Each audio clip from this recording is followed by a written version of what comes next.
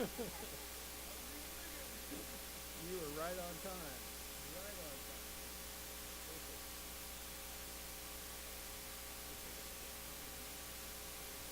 Do without it.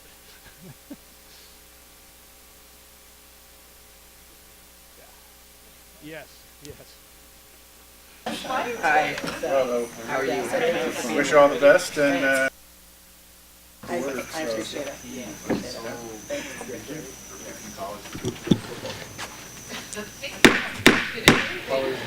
Good evening. I'd like to call to order a special meeting of the Truckee Town Council on April 29, 2019.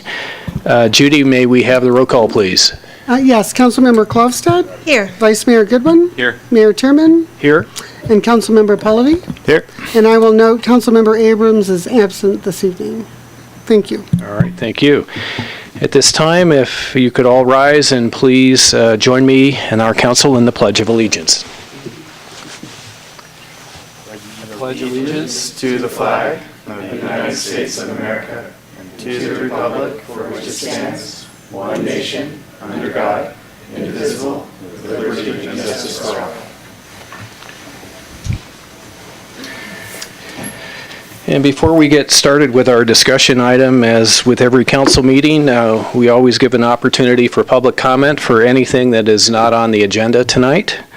And now is that opportunity. So if anyone has public comment, please step forward. Okay.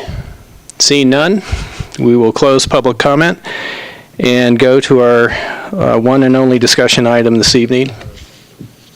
And that is item to approve the option to purchase agreement for a 5.01 acre parcel at 11200 Rue Ivy from the town of Truckee to Alder Pacific Associates for the development of affordable housing. So Jeff, is it you and or Danielle? Yes, I will begin the presentation. I will do a very poor Hillary Hobbs impression because she is unable to be here. She normally would, but she's on vacation this week. Thank you. This is our one and only item and a very important one. And thanks to the council for being willing to come to a special meeting. I know it's difficult. We've got a lot of meetings, and we did this one in a hurry, and we very much appreciate it. So we're here to talk about Frischman Hollow Phase 2. And the reason that we're here in a special meeting is we had a very limited time, extremely limited time, to react to a unique and rather impressive state funding opportunity for affordable housing.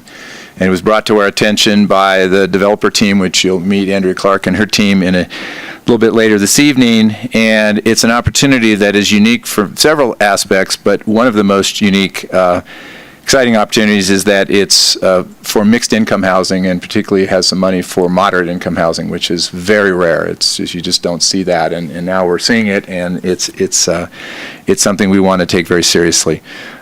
We all recognize housing as a critical priority and top council goal. There's no question about that, and here we have an opportunity in front of us. This really falls into that zone. So we go to the next slide. So Frischman Hollow 2, there's the site. You saw these slides from Hillary last week.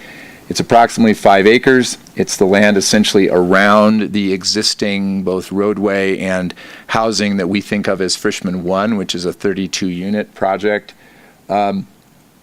It's on Rue Ivy Road and just off of the 2 roundabouts on Highway 89. Now, we don't know really anything about the project. There is no project yet, and I think it's very important that we understand that fact. We don't have a design. We don't have exact unit count or layout, and this is really not the time to know that. We will eventually know that if this project moves forward, and those points will certainly become important as we talk to the community and the neighborhood about this project and the things we do and don't want to see. But right now, what we know is we have a site that has been in our housing element for many years as an affordable housing site. It was dedicated to us by East West Partners about 15 years ago or thereabouts, something like that, as part of the overall Grays Crossing project, dedicated to the town for affordable housing purposes. In the early years, in 2006, I believe, we sent out a request for proposal, we, the town, and at that time, Pacific West, which is Andrea Clark's parent company, applied and won that RFP, that request for proposal, to do all 9.5 acres of the Frischman site. That was the original idea. through a variety of reasons, including the availability of financing and timing, they ended up constructing the 32-unit project that we know as Fishman Hollow or Fishman Hollow 1, leaving this remainder site as a possible future site for additional affordable housing. The civil work, or much of the civil engineering work, is in place and was built at that time, so it's sort of prepared for the next phase. We're now moving into that next phase. The developers have approached us with the idea of moving forward with a project, again, somewhat undefined, but to go after this funding source, we had to do this very quickly, and that's why we're before you tonight. And so, next slide. Good. So what we're asking council to consider is a purchase option agreement, and Andy can talk about the details, but essentially it's an option payment of $1, but when it came to an actual purchase, it would be a sale at market price. We'd have to appraise the property. We don't have a recent appraisal. And we could probably anticipate some sort of a low-interest loan on that property as we had done with Fishman Hollow 1, but that's yet to be determined. That's really separate and apart from this option agreement, but that's something we likely to anticipate. The term would last through October 31, 2020, although with the ability to extend for a year by mutual agreement. The critical part of this option is we have some off-ramps, and what's very important for the town, we talked about this last Tuesday, that we have the ability to take a look at different stages of this and not get locked in for too long a period of time, or not get locked in into a situation of just being able to have only one possible project. So these are the terms under which the option could be revoked if the purchaser is not successful in securing financing through this round. We could decide to stop the process and do something different, an RFP or some other process. If the purchaser in the town determined that the purchaser cannot comply with the conditions of this particular grant program, the Cal FHA Mixed Income Program, if the town decides that the purchaser has not made satisfactory progress in additional financing, and I think as Andrea will probably describe, they're already thinking about what those next steps are going to be to keep this thing moving quickly. And then if the town and the purchaser are not able to reach an agreement ultimately on an actual purchase agreement as opposed to an option. Excellent. So those are the off-ramps that are in the option agreement that's before you. So before I offer the recommendation, I'll just offer one more observation. Town of Truckee, all of us are very proud of the Truckee Way, which generally includes a great deal of public process, and this one, we'll note, doesn't have as much public process as we might like. In fact, probably much less than we might like. Again, that's the result of this kind of need to move on this funding source. If the funding source doesn't pan out, that public process could certainly ensue. And even if it does, we anticipate a substantial public process to engage community and neighborhood once we know we have a real project. Right now, we wouldn't even know what to go out and tell people is going to happen there other than affordable housing, which has been known for many years through the housing element. So the understanding is we will have public process. We're fully intending to. We'll engage the community, both Grace Crossing and the community in Pine Forest and the community in and around this site. And we would do that once there is some funding for this project and it looks like it's on a real course and we have some real design parameters. So with that, I'll just jump right to the recommendation. We recommend you adopt Resolution 2019-20 authorizing the town manager to execute an option to purchase agreement with Alder Pacific Associates 2 and to proceed with negotiating a final purchase agreement, and Andy can describe the differences in that if we need to, for the 5+ acre site for development of affordable housing. And those two little caveats below aren't part of the recommendation, but important about community engagement and also the sort of the reason we're doing this, because we're trying to achieve this this grant deadline. Alternatively, if I can figure out how to advance it, there it is. Alternatively, the council could decide not to proceed with the option agreement, so it's kind of a yes/no choice tonight. If you did that, we probably would request that you send us into an RFP process, a request for proposal, and we immediately jump on these opportunities because the state seems to be dangling sums of money in various ways out there for good projects, and we want to take advantage. So we would do an RFP process to seek affordable housing developers. Alder Pacific could certainly be one of those if you head in that direction, and then we would initiate that same public process as a result. So. Danielle, you want to add? Does that work? Andy, anything to add?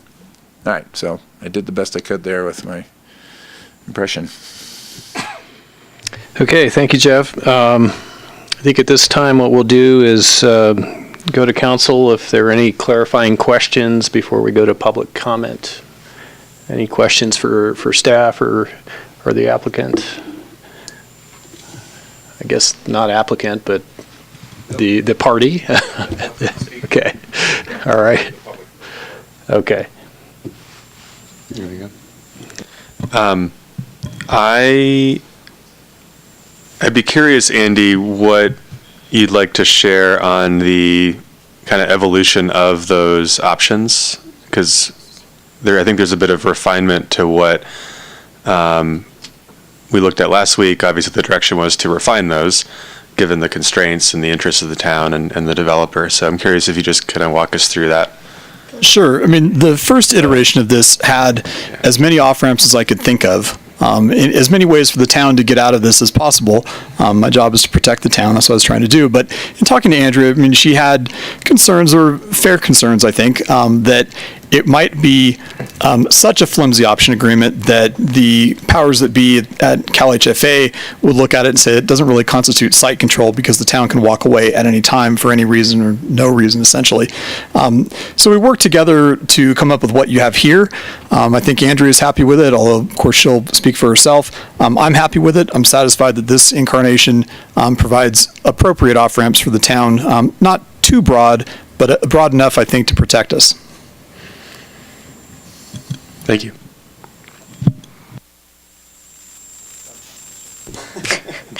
That was my question too. Other than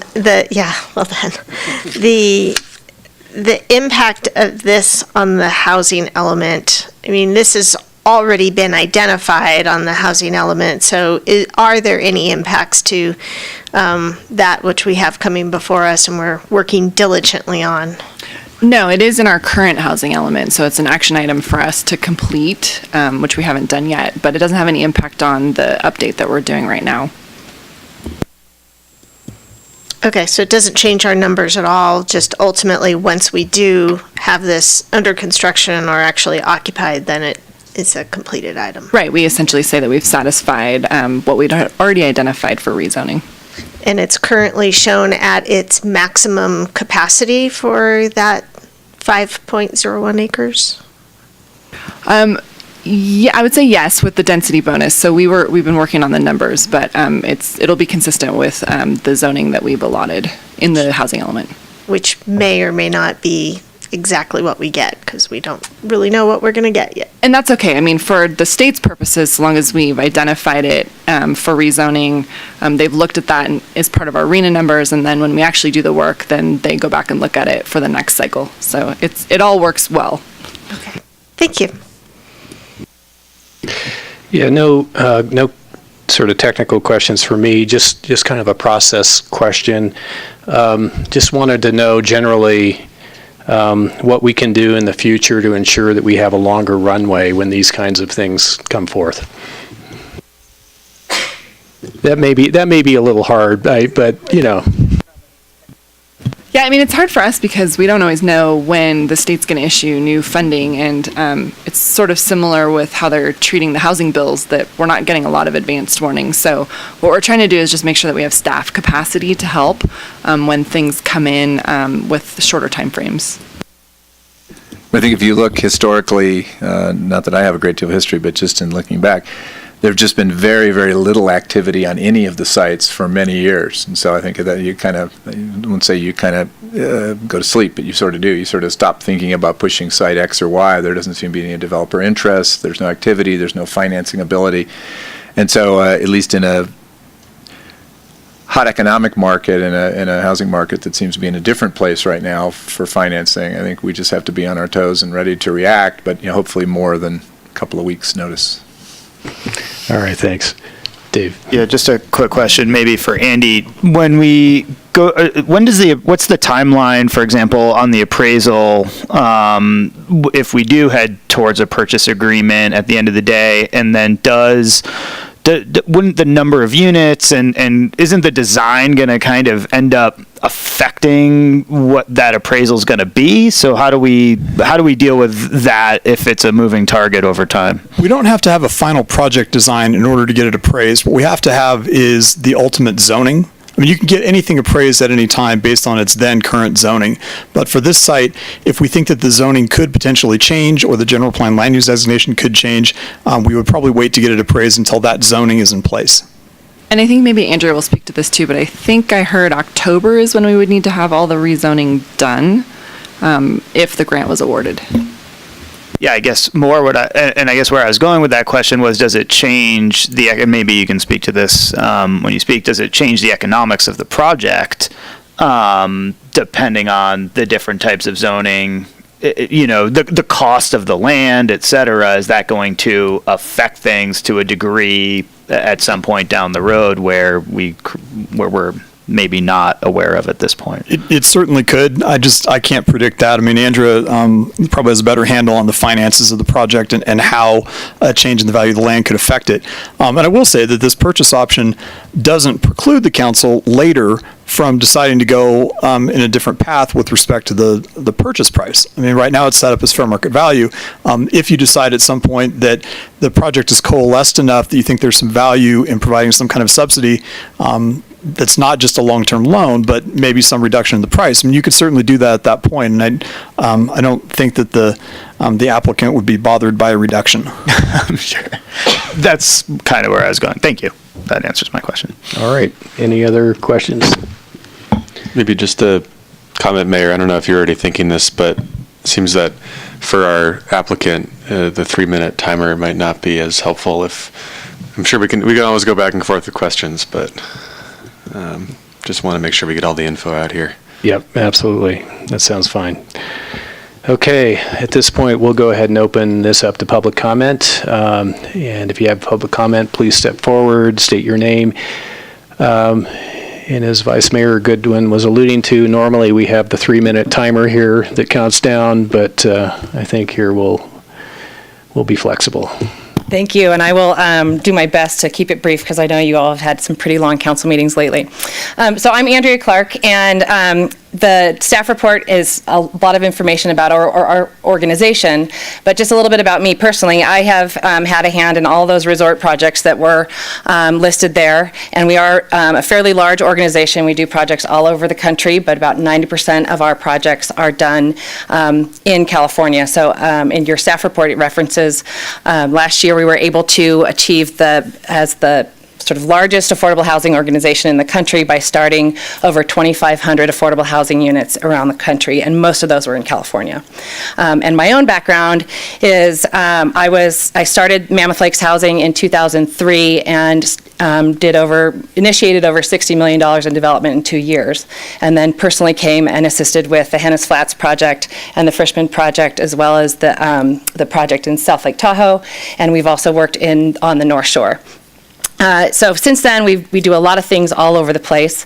I personally don't do a lot of things all over the place. I only do things that I like to do. And Truckee is one of those things. We have been in and out of conversation with town staff about this site since it was completed in 2008. And honestly, the financing just wasn't there.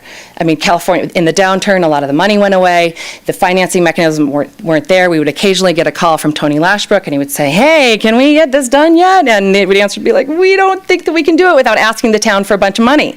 And that's not really what we like to do. We really want to be able to pull all outside resources to any community to the best of our ability prior to having to go to a jurisdiction and ask for cash. It is very likely that we will ask for something with the land, some land deal that provides the project some sort of free land or subsidized land. I don't know what that looks like yet, and we're very open to how that. There's a lot of different ways to do it. Ground lease, long-term loan. There's a lot of various ways to do that, and we're happy to explore those with staff. So last summer, when we started seeing the bond measure and all the housing money, sort of the writing was on the wall that maybe there could be some resources available for Truckee. I said, yeah, I think I'm going to go look. Let's see if we can make this happen. And so we really started to dive back into the site. I was rereading all the environmental documents. All the environmental was done for the entire site. way back when, in 2006, and we did all the special studies on the site. We built the Alder Creek Trail and the bridge. That was part of the construction and part of that first initial phase.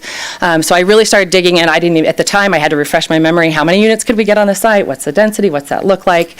And so we really started exploring the option because we thought that we might be able to pull the financing together. What we didn't know is that Calhfa was going to come out with this source of money. So the typical, your question, Councilman Chairman, was the process. So what would be, you typically find with something like this would be, even if the town didn't go out to an RFP, let's say we owned the site already, we would start the planning process, work with the planning department, develop a project, go to the public, hey, what do you guys think? What are we going to tweak? You know, what are some of the issues? We'd meet with all of our own residents, which we still plan to do, at Frischman Hollow and Hennis. What are you guys seeing? Do you like your unit? Is there enough parking? How does it function? And gathering all of that information. And then it would ultimately get to Planning Commission, and you would start to hear about it, and you would see what's on the Planning Commission agenda, and then Planning Commission would deliberate, and then we would come to you and say, oh, look, the Planning Commission approved a project, and we would like you to consider selling us the land that this project is on.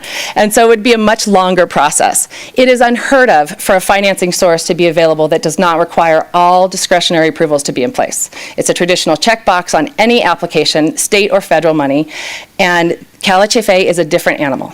It's a very unique state agency. They don't manage federal funds. They are very nimble. We've found them to be very good to work with, and they're problem solvers. I mean, a lot of the bureaucrats we find at HCDs put up roadblocks, and Calhfa are problem solvers. And so they got the mandate. They said, here's this money for mixed income, roll it out. And so they were first, they put up, the money's only been available since January. And so they put together the program guidelines quickly. They're still answering questions they don't necessarily know the answers to. And we saw it as an opportunity to say, hey, this is new money that nobody knows how to use yet.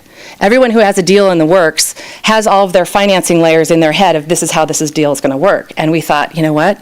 This can work for Truckee. If we can get in there, maybe we have a shot. So there's no guarantee we'll get the funds, for sure. But we thought it was a great opportunity to try to chase the mixed income money. We know that there's fewer than 15 applications going in tomorrow.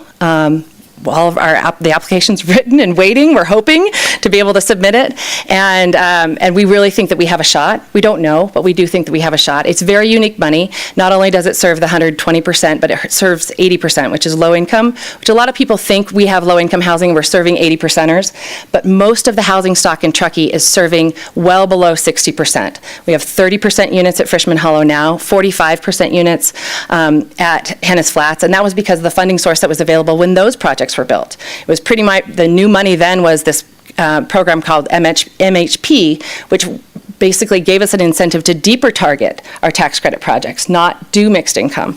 So the politics have changed, the money is available, and we really see it as a great opportunity to just, find a way, maybe we can make it work and bring some, make that area out there a little bit more mixed income, and it really is an opportunity. With regard to the appraisal, that's something that we would pay for as we get farther down the line, should you approve this option. We will eventually get to a place where appraisal is necessary for all the next layers of financing. So the next layer of financing that would go in, should we get awarded this grant, would be in October. We'll have to have all of the appraisal, the market study, and everything else done. We will pay for those studies. We'll make it available to you, and we'll strategize about how, at that time, about how we want to structure this purchase agreement, what kind of financial information we might, financial help we might need on the site, and what that would look like. And it would include the value depending on what the ultimate project looks like. So with that, I would, rather than, I can talk all evening about all kinds of stuff, but I'm sure you have, if you have specific questions, I can answer those. If the public has questions, I really appreciate your time this evening. I know it's long, and I know it's a special meeting, and I really appreciate you coming together on an evening before the application is due. And staff as well, your hard work in making this happen. So thank you. Thank you, Andrea. I think before we go to additional public comment, if you could stay for just a moment, and just want to see if anyone up here has questions specifically for you at this point. Morgan? Thank you, Andrea, for coming and walking us through this, and for already putting in a lot of work to try and make housing happen, regardless of what happens tonight. These are more kind of curiosity, but do you have given that you do work all over California, are you applying for this in any other communities? We are. Smart. It's not a point for or against. It's Yeah. just sort of I figured. We do this with a lot of financing applications, and we often end up at a place where it's like, okay, well, does this one go in or does this one go in? And we look at all of the projects that we have, and we figure out what the best sources of funds are for all of those projects. But most of the other projects that are going in, it's really not as important. The mixed income piece is not as important. Their communities might be slightly larger. They might have a more diverse housing stock, and because we know the affordable housing stock in Truckee so well, because we own it, or most of it, that we know what the income targets are on those projects, and that the mixed income piece is really important. And then I believe in my reading the grant is sort of a fixed subsidy per unit, or maybe the subsidy varies per unit. Is that right? It's this program is specifically designed to go with what we call a 4% bond finance project. We are not actually eligible to apply for other state funds. So MHP, which funds the extremely low income, we aren't even eligible to apply for those funds should we get awarded these funds. We can apply for some federal funds, CDBG and HOME, to help this project, but we're not allowed to go to those lower ones. I guess my question is, are you applying in the application you're going to submit? Is there a number of units, or is it a variable target? It's a variable target. We're submitting up to 72 units, but we do have the ability to accept less and turn back money. So the way that it's written is up to 72 units. It is a dollar per door transaction. So essentially the state's saying, you know that tax credit unit at 60% or 40% of AMI you were funding? We're going to give you $40,000 to do an 80% unit instead. And so it's a very creative way to sort of take some of those extremely low or low-income units, which there will still be some. It is still a mixed income program, and it's very expensive to do those upper income units. But it's really an exchange, paying the developer to forego the tax credits that are assigned to that door. Instead we're going to give you state money to forego the tax credits that you would otherwise get for that particular unit. So it doesn't obligate us to a certain size of a project, given the zoning and the site constraints and what we know from the civil engineering work that was done with the first phase. We know that we're not going to get 100 units on that site. It's not physically feasible, even if the density allowed. So that would be, and we can turn back money, and if this isn't typical, but Andy and I had this conversation.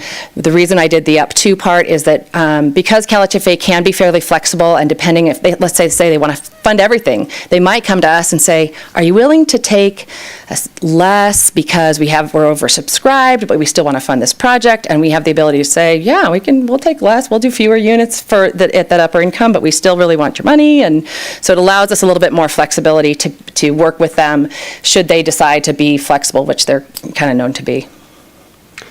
Yeah, and you mentioned units. Obviously, bedrooms are a different way of sizing or measuring this. Is there that flexibility built in? The financing source doesn't care if it's a 1, 2, or a 3-bedroom unit. They just care about the income that's assigned to it. But it does, it is targeted to be more of a family project. So it's not like a senior project where they're trying to incentivize us to build a bunch of 1 and 2-bedroom units. It could work for sure because of the demand, but typically the larger units do much better. Any other questions for Andrea? My only question is, when will you know? We expect to get sort of a read from them in probably 2 to 3 weeks, based on what the applications are. But it'll definitely be within 60 days. Andrea, what's the total amount of funding available through this statewide grant program? Oh, that is a very interesting question. I don't know that off the top of my head. Okay. Well, I do know, however, interestingly enough, that the governor's proposed budget is proposing adding an additional $500 million to this program. Okay. So that's kind of interesting, and what we think is it could be, it's a pretty good chunk of money, and so I think the organization is recognized as like, okay, well, if they can move money out the door, let's give them some money. Okay. Thank you very much. One more quick question. Yeah. Do you have an approximation of what percentage that 40,000 per unit is going to be of like a final cost? Is there any calculation there? I mean, even roughly? The final cost of the total project? Yeah, what I'm trying to understand is like how much of this grant will be a percentage of each of that particular unit, I guess is the question. So how much more on top of it do you expect you'll want to go after? Let's say this is successful. How much more is there to still raise in order to get the project to where you guys would want to move forward? Well, we're seeing costs upwards of $500,000 a unit, unfortunately. I mean, San Francisco just hit the $1 million a unit, affordable unit mark, and so the costs are through the roof. And we will do everything we can to bring those costs down. We're currently, as an organization, as a company, we're investing in a modular plant that's has robots, because there's nobody to swing hammers anymore. It's a really complicated environment. So we'll use all the tools that we have to try to bring those costs down. And then I haven't, I mean, the numbers are still actually probably being run tonight for the grant application tomorrow. I'm sure it's a bit low at the list, but it will happen. But on a per unit basis, that's what we're seeing. But that doesn't mean that we have to go get all of that from one source. The tax credits and the bond financing will cover a large chunk of that. The big question is whether or not we will need any additional soft money to be able to keep those 120% units at if the $40,000 is enough. That's a question we don't totally know yet. And what we're committed to, though, is oftentimes with these projects, the financing drives the income levels. And one of the nice things about this particular funding source is because we can't go chase all of those other sources that drop the incomes down or have more stringent parameters, it sort of sets us up as this would be one of the only other sources. So we'll keep those 80% and 120% units in the mix.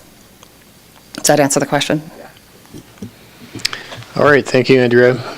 At this point, we'll continue with public comment, and this time we will reinstitute the 3-minute rule. Any other public comment? And if you could state your name.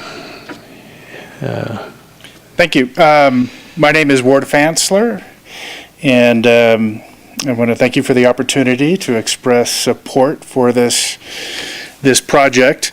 I've been working with nonprofits all my life, and I have almost nearly 4 years locally with the Truckee Donner Land Trust, and I live in coach land, so I'm one of those consumers of affordable housing, and coach land is one of the best deals, if not the best deal, for housing for locals in the town of Truckee. But everything seems to change a little bit, and new owners, implementing a new rent increase, 42%, beginning in May. A lot of people have left already. I know people that are on their way to leaving. The new vision of the owners is to, develop a wonderful high-end diesel pusher paradise for out-of-town RVers. So this is an excellent opportunity to begin to help mitigate the pressures on affordable housing in the town of Truckee. What you have today is a bird in the hand that can result in construction a lot sooner than later. And Truckee needs many of these projects. Not this one project isn't going to solve the problem. This is, we need many of these type of deals along with other changes to truly make an impact on affordable housing in Truckee. And I encourage you to move forward on this now and check it off your list and get one step closer to the next deal that can do even more. You've owned this property since 2005, and there was a lot of public process by the developers in 2006 to work with the communities. There's more community process that will take place to button up the design and that sort of thing. Time is of the essence to make opportunity of these grant funds that are available, and that's just a great opportunity to act now and not delay and have more processes that force us to rely on, the potential of further opportunities later. Use those for the next deal, but, let's check this one off the list. The Truckee needs workforce housing and needs to jump on opportunities for this financing, and I think we're fortunate, even though it's a short runway, to be able to move forward on it. Truckee's a nimble town. We pride ourselves on being able to do great things and adjust and move, and this is right in line with that great mission statement this council has on their website. It's in a great location, adjacent to Alder Creek Middle School, as you know, and it'll help serve to offset the gentrification that's taking place at Coachland. So I really encourage you to move forward on this and move on to the next thing. Thank you, Ward. Thank you. Appreciate it.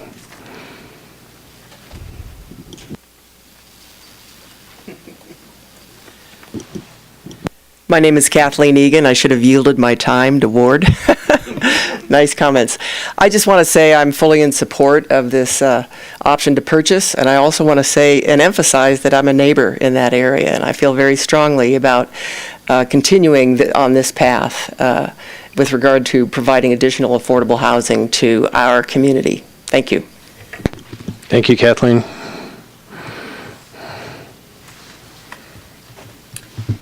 Good evening, Shauna Doherty, Project Director for Mountain Housing Council. A couple of comments.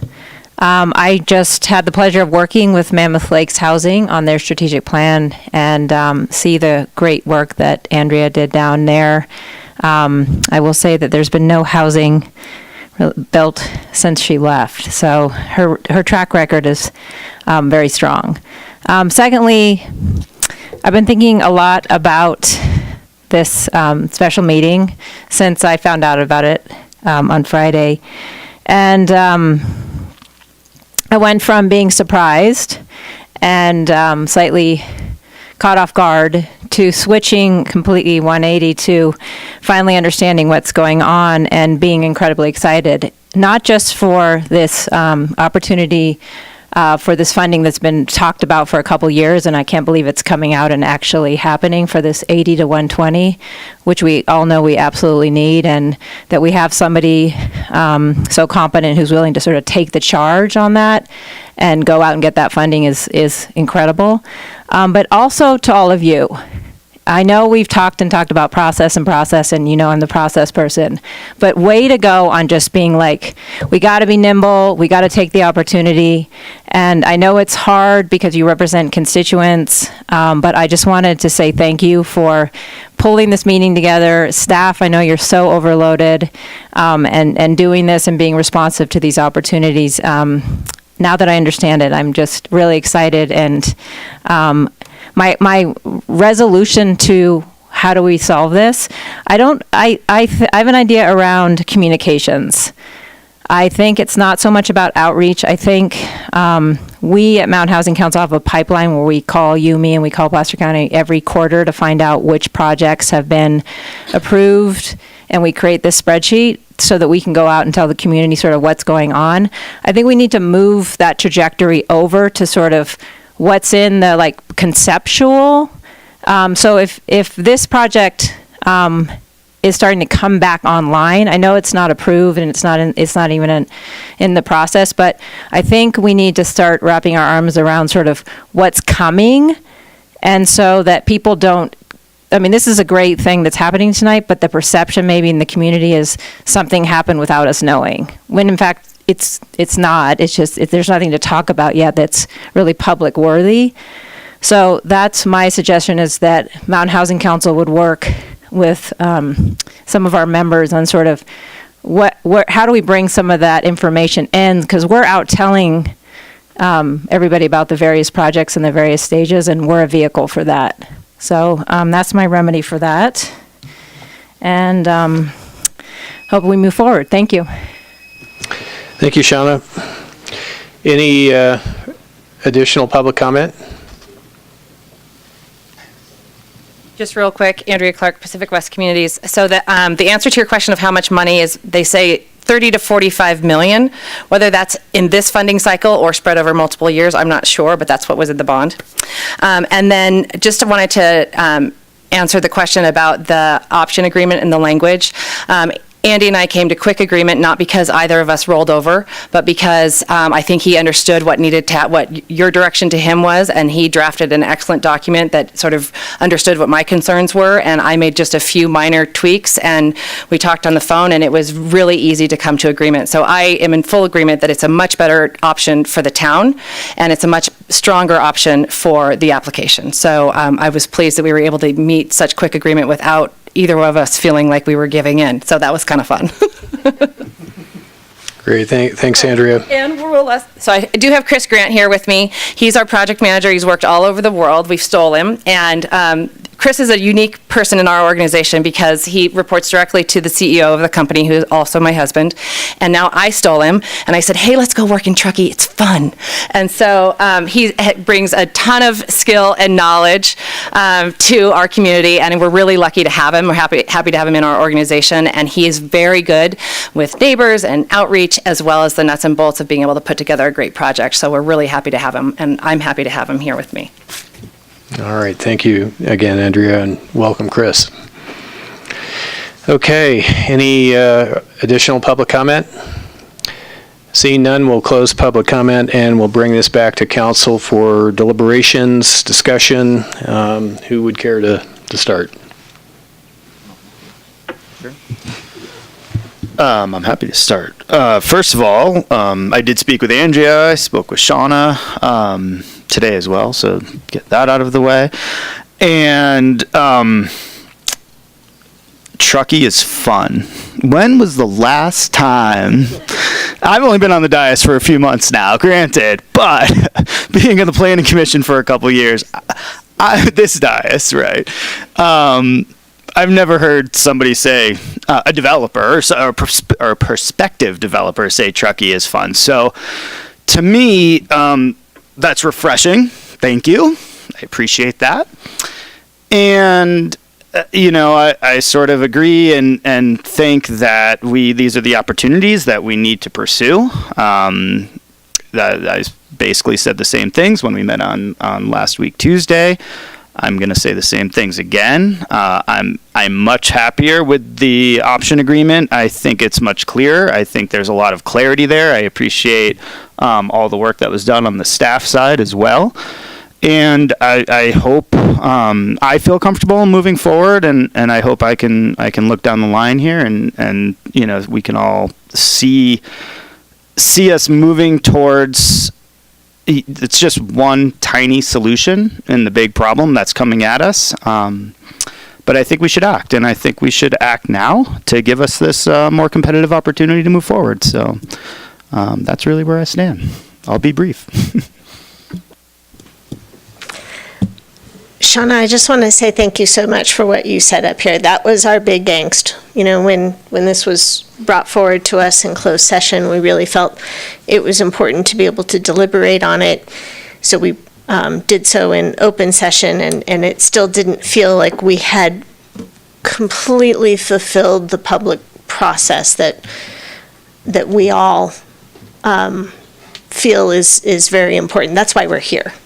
So thanks for sharing with us your evolution, because it really was our evolution as well, just coming to terms with the short notice but yet the importance of this project. And I feel very excited about the opportunity, and I know there's going to be plenty more chance for the community to give input, and I just hope that we can all make sure that the rest of the community, if anybody out there feels like we usurped them or went through a quick, speedy process, that we can all help them understand that we still are in the process. And I feel very comfortable with the new language. I'm very happy to move forward with this. Well said.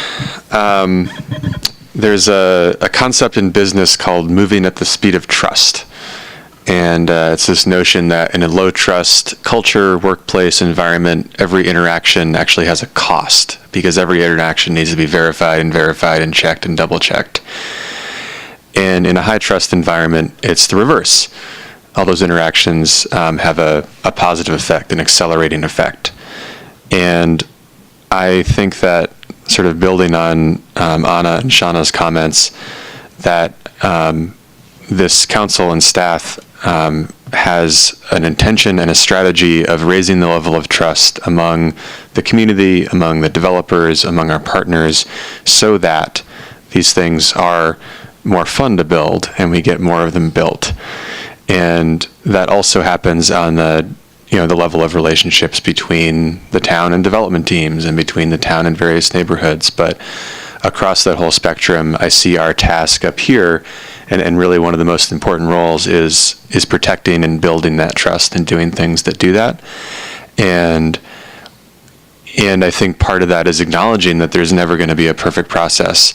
And so what do you do in those situations? And you make the right strategic call. And so I want to also acknowledge our community members for showing up, especially as neighbors. I think that means a lot. And I'm obviously in support, so I'll wrap up there and keep it brief, but I just wanted to make that point. So 6 days ago, I was probably the most reluctant person up here, and that was primarily due to process, and I think not feeling like I had a complete understanding and picture and history of the site and history of Pacific West. I'm feeling now that I was on the same trajectory that Shauna described, 180 degrees. Because since that time, I've had the opportunity, to of course read the staff report. Full disclosure, I was able to speak with Andrea as well over the weekend and get more background. And clearly, the history of the site is one that says that this site and the kind of project we're talking about was always envisioned and intended for this location. And Andrea, I think your mention of the recession and the impact the recession had is an important sort of note, an important footnote, that it really did sort of pour water on a lot of momentum that could have gone towards building housing at that time. So here we are, a decade later now, kind of dusting things off and trying to rekindle the original vision. So I'm very comfortable as well with moving forward. I think that the option agreement was very clear and does give the town, as you called them, off-ramps if needed. I agree with my fellow council members, and I think am ready to support the option agreement and, again, underscore the importance of a public process going forward and full engagement with the public when the time comes, when the project design is ready to happen, when programming is ready to happen, and so forth and so on. So, I think with that, unless there's anything else, maybe entertain a motion. Before you make your motion, there are two small glitches that we'd like to correct. Okay. One of them is that due to an editing error on my part in the resolution, it refers to the option agreement as expiring October 31st of this year. It's not correct. The option agreement itself has the correct date, which is October 31st, 2020. The other one is that as we sit here, I'm not sure that any of us know exactly how big the parcel is due to the way it was subdivided before. So 4.87 is one possibility. It could be 5.01 acres.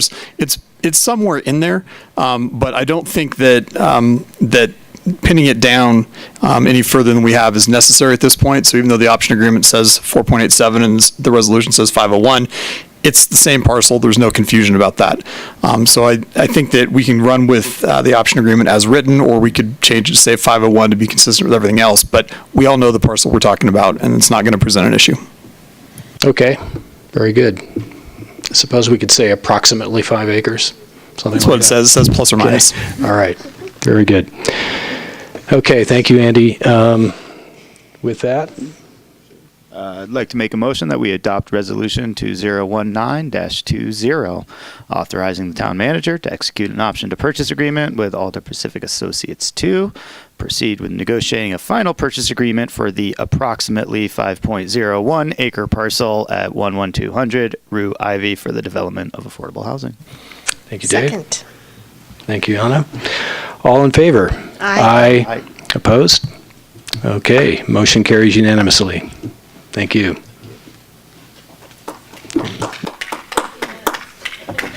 Congratulations.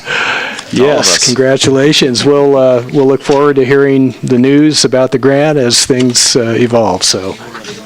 All right, excellent, excellent. And thank you for coming up again. So with that, no council reports. I think we're, yeah, and I don't think we need a closed session, do we? Correct. Okay. We don't think so. We do not believe we need closed session. Okay, with that, I think we'll adjourn. Thank you.